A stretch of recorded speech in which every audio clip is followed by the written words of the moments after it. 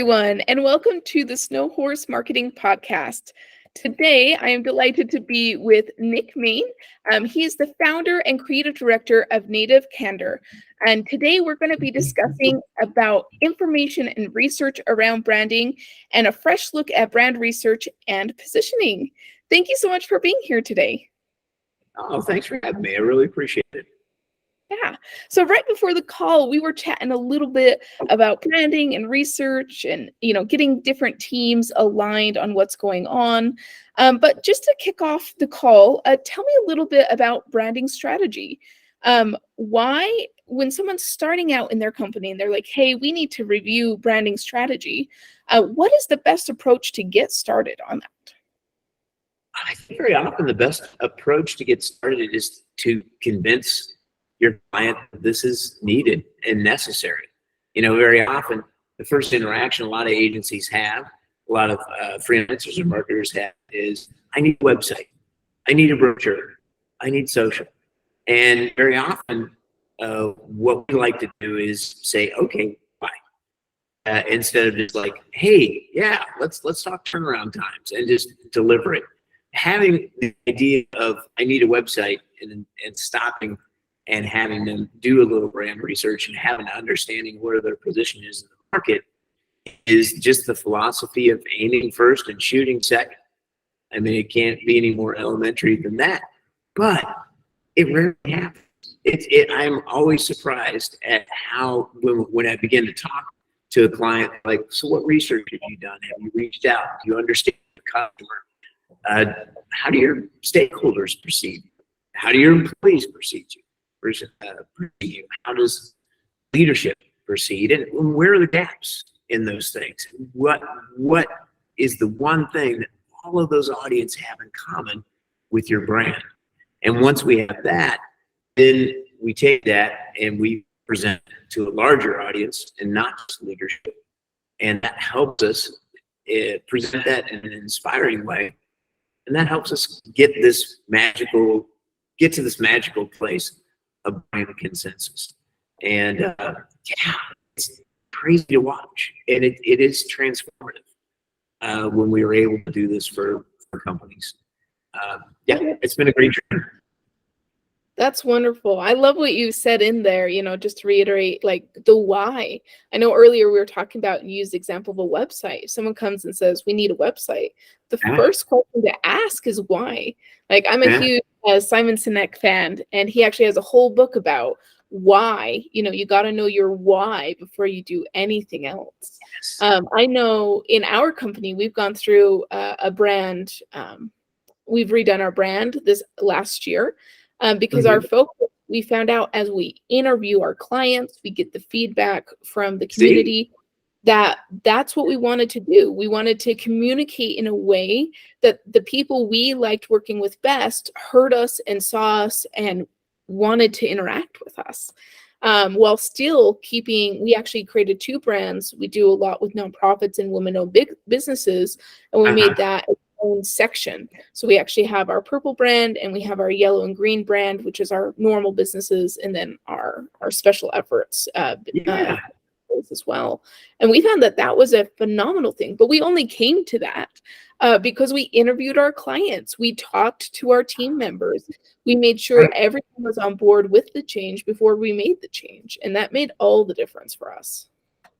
Well, and you guys are talking to the right people and then sharing it sounds like with the right people, and that's what we saw very often too, is where researchers in the past, very often the dynamic is you hire a research company, they come in, they give a presentation just to leadership, they take all these findings and discoveries and epiphanies, hand it off to somebody that has a C in their title. And that ends up on someone's desk, and it ends up in a desk drawer, and then it ends up in a landfill, and no one's even the wiser. And or worse, they do take it, they use it to change their company, and they don't share that with the people, the boot on the ground people who fulfilled the promise that is a brand. And so what we discovered was, by taking these findings, turning that information into inspiration, and sharing that with the company as a whole, it's a watershed moment for every brand that we deal with, because we need to get this discovery and this single thing, that focus that can happen through research. Uh, we need that in the hands of everybody in the company and not just leadership. And that's something that we're really, really big on. That's our point of difference, without a doubt. That and all the social anthropology and psychology, all the other ologies that go into the science that is research, and then we take our creativity and use the art that we're able to do and craft messages with advertising, take that power and that ability and use it for that internal audience. And yeah, it changes everything. It's been fascinating to watch, and doing it not only on the research side, but just having that research creative person and working with an agency and working with a client that has that consensus. Oh my God, it changes everything. You don't start from zero every time. When everyone knows exactly what we're trying to communicate and we all agree on that, changes everything. Everything's much more efficient. Those rounds, multiple rounds of review, or we didn't get it this time. That long walk back to the agency when you weren't able to say anything, that ends with brand consensus, because the client already knows what you're wanting to sell and has already agreed to buy it. It's just how we're going to execute it. And man, as a creative, it's the best way to work. It really is, and it changes everything. Yeah, your example that you gave earlier of, doing all the research, figuring out the recommendations, and it just ends up on someone's desk. It actually reminded me of, I don't know if you've read the book, The 80-20 Rules by one of the Koch brothers. And there was a story in there about when they have a consultancy and they would go in to make recommendations, and they could go into the business and have like 10 things that they knew the business should do to improve in the areas they wanted to. But they would come back and only give the one, because they'd only give them one recommendation at a time, because then it would actually be implemented. And I feel like, that's exactly what you've experienced as well. Is you come in, you do this fantastic research, and the executive team looks at it and they like it or they don't like it, but they don't talk to the teams about it. It goes back to the old argument about sales and marketing and how can they work together, and are they separate departments, or do they work, or is there a marriage between them? Yeah, and we've all experienced that, especially I spent my entire career on the marketing side. But the sales and marketing are like these two warring siblings. They are in the same family, but they have this like chest type of contention between these two parties. And what we found by narrowing the brand down to one and understandable, relatable, inspiring thing is a lot of that tension between those two. It just dissipates. It just disappears, because all of a sudden, again, everyone's on the same page. Everyone's pulling in the same direction, because they all know what the purpose is and what the brand is and what they're trying to do. And yeah, it helps out a lot. It solves many, many problems. One of them being that gap between marketing and sales. It's a game changer. Oh, agreed. I feel like I like it is. It's like siblings that don't get along sometimes. And I feel like, I've worked with I'm out here in Utah near Silicon Slopes, and I don't know if many people know this, but Utah's where a lot of tech companies put their sales offices. So like I'm around this a lot. And I've really seen and observed that the companies that are intentional about how they create salespeople and how they train their salespeople do much. The more structure and organization that they have within their sales departments, the more successful they are over time. And it's because they've made sales not this outside thing to bring in customers. It's part of the company. And it's a really challenging thing to do. I'm not saying that this is easy. Ourselves, we have appointment setters. Everyone starts in our sales department as an appointment setter. And it takes 90 days for us to get someone trained into who are our best clients. The fact that we are very selective who we work with is very different. And we've actually found we don't hire many salespeople. We hire people who have transferable skills and end up being excellent at sales because we train them into it. When we bring people in with that traditional sales mentality, they Right. typically don't do well in our culture. And so we found that there's such a big difference just within our own company. Between those two islands, for lack of a better term.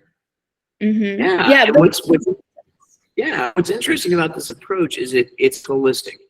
Very often we see the sales funnel approach to getting business done, and that's the stage here, then here, then here, and because of that, very often that feels separated, and people feel separated within the organization, and that's one of the things that this does. It looks at it in a non-linear sense and in that more holistic sense, and that helps break down some of those barriers and those labels and approaches to getting things done. oh, agreed. Just that unity, whenever you have that unity and people are moving towards a common goal. I'm sure you've experienced this as well. Like we work with clients and they've redone their brand, but the people in the company don't like the colors, they don't like the Yeah. rebrand, they don't like the tag, Right. whatever it is. And the rebrand actually ends up creating more problems than keeping the old brand. Well, it's so great because they're like what we've seen. Like we did this for a credit union, but it's very very large. This was a national account, and what was interesting about it is we had this presentation, and we gave it. We did it 3 times in one day because they didn't want to close down the branches, so they brought people in throughout the day. We did it 3 times and ended up with 3 standing ovations. It's remarkable what happens when you're like, this is who you are, and because you've done research, you're not guessing who they are, and you resonate with them. They're like, yes, finally, someone's saying who we are. You're right. This is exactly who we are, and they embrace it because it's not created, it's found. And then there's a big difference between those two things. As a creative person, you want your knowledge and experience and intuition to say that's what the brand is. And what's amazing about what we do, we use archetypes, and there's an archetype wheel. It doesn't take long to hop on Google and see those really quickly, but we use those for a multitude of reasons. But what I find amazing about it is that's through the process we end up with an archetype, and then we do a personification of that archetype, so people who don't know what that word means and don't have to can understand what the brand means.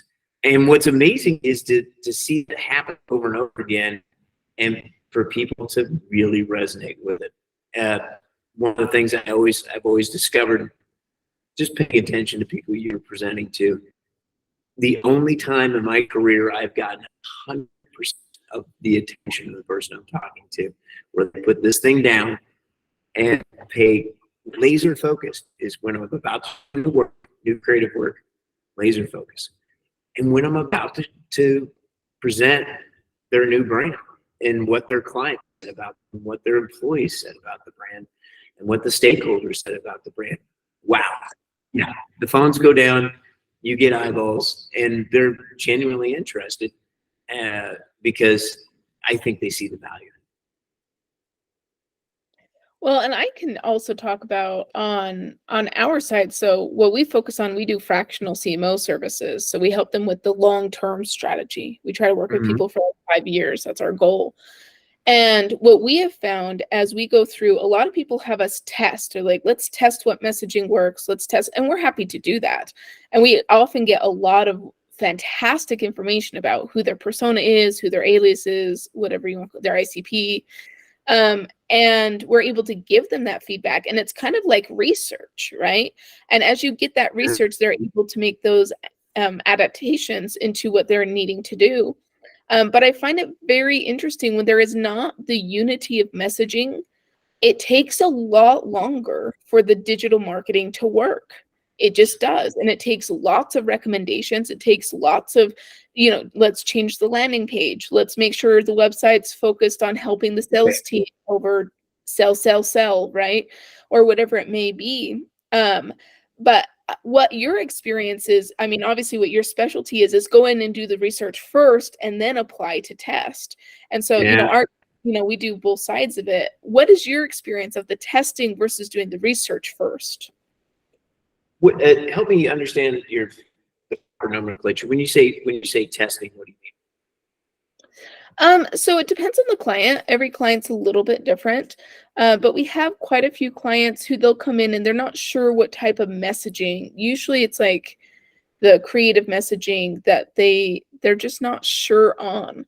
The Right. messaging in the ads, a lot of times it's the messaging or the UX UI on the website, like people are going through the website. Mhm. And we use a tool, to A/B test a lot of messaging to see what resonates with their ICP. And then we also are able to pull the data from the people who come to the website or convert on the website to say, oh, Yeah. this is who you're actually talking to. This is what's actually working. And Okay. I am with things, it's kind of like that mirror moment. It's like you can't see yourself, right? It's really hard to see yourself. And I feel like companies Yeah. struggle with that, where they just can't see Uh, themselves. And they just need I've seen it. something outside of them to pull up that mirror and be like, this is who you are. This is how people are seeing you. I know this is how you see yourself, but this is how others are seeing you. And what's interesting is what we try and do with the mirror analogy is not just to have this. You look at the mirror as a curved mirror that can almost completely surround you. And that's the perspective that you get. You get a holistic perspective on it. And yeah, it changes the way companies work and how they work with other companies. One of the best examples of working with a brand that knew who they were, and everyone in the entire department knew who they were. It was when I was fortunate enough to work with Disney and Disney Parks, and they knew their brands well. They had internal phrases for what their brand consensus was. And so when we were working with them, they're like, man, I really like that. I don't think we could put ears on it. And that phrase, I don't think we could put ears on it, was their nomenclature for the Disney brand. And I love it, and it's great, but we have to make this resonate with the Disney brand. So you can't use it, or we need to adjust accordingly. And it just, man, it makes everything easier and faster. Well, and I'll say I also worked for Disney. It's where I did my marketing internship Oh, cool. right after That's college. awesome. Yeah, that's awesome.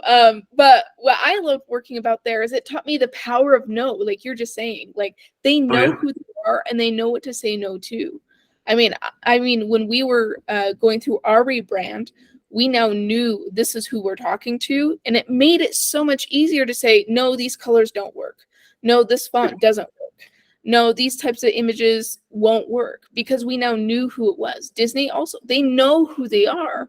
And I feel like Yeah. a lot of times when I'm vetting clients, potential clients, it's the people who know what to say no to who are the ones who truly understand their business. Yeah, and it goes back to something you mentioned I thought was really interesting is they know who they are. Unfortunately, that's one person's viewpoint of the brand. And if you ask another 8 people, 8 different people in an organization, too often they'll have 8 different answers. And the the difficulty in getting anything done when everyone's not on the same page, I mean, we've all experienced it. And this is a way to fix that. And you can get that fabulous consensus. We were working with, went back to that credit union. We landed on their archetype being the outlaw, which is kind of a blend between 2 different archetypes. And what was so great was not only did the entire company embrace it, but then we made that presentation and started doing creative work. We had our client starting to use those phrases. This is cool. I don't think I'm a very heroic outlaw at all. And we need to make sure that everything that we do communicates who we are every time. And that consistency comes naturally once you do the research and get it all figured out, and then share that with the right people and get them on board on top of it. And that's what we really enjoy doing, is getting that creativity out there with the information that we have, making sure people feel it in their gut, who they're working for and why. And it's fun. is a really good way to, I don't know, just kind of crack the code marketing wise. Yeah, thank you so much for being here. I love discussing branding. I feel like so much more understanding is going towards branding in the market today. And I think it's so important for people to do the research, know who they are, and know their why is so important. So I appreciate Yeah, you being here and discussing all that with us today. absolutely.